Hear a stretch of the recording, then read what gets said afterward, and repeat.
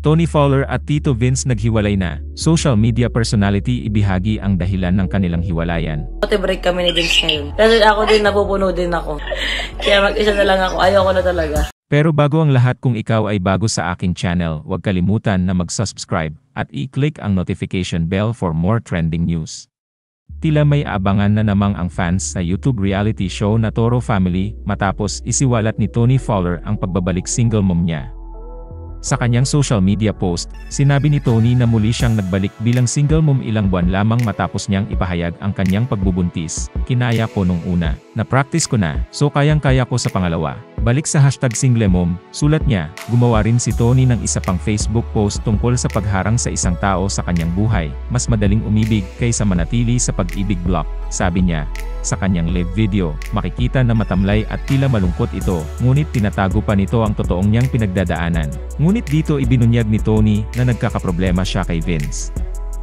May isang fan na tinawagan ni Tony at dito ibinahagi nito ang sunod-sunod na pagsubok niya sa buhay at sinabi din ito na humahanga siya kay Tito Vince dahil sa pagkakaroon nito ng mahabang pasensya.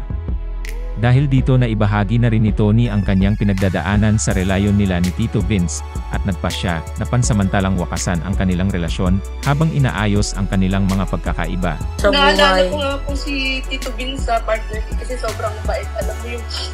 Pero para lang alam mo, break kami ni Vince ngayon. Wala na, lumabas siya sa...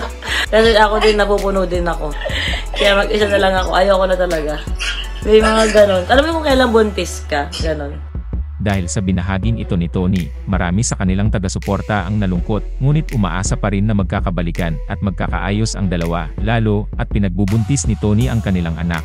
Hinikayat din niya ang kanyang mga tagasunod na huwag sumuko sa kabila ng mga hamon na maaari nilang harapin sa hinaharap. Matatandaang inihayag ni Tony ang pagbubuntis niya sa baby ni Vince. Kinuha ng mga netizens ang pahayag ni Tony na may butil ng asin, na naniniwalang bahagi lamang ito ng kanyang diskarte sa social media upang ipromote muli ang kanyang sarili at ang kanyang reality show. Matapos ang revelasyon ni Tony Fowler sa kanyang live stream kung saan binanggit niyang hiwalay na sila ng kanyang partner na si Vince Flores o mas kilala bilang si Tito Vince, pinag-usapan ito sa social media. Sa kabilang banda, sa post ni Tito Vince ay tila nagpahiwatig siya ng pagtanggap sa nangyaring hiwalayan. Sa simpleng pahayag na "Que sera sera", ipinakita ni Tito Vince ang kanyang pagiging bukas sa mga pangyayari at pagtanggap sa mga bagay na hindi niya kontrolado.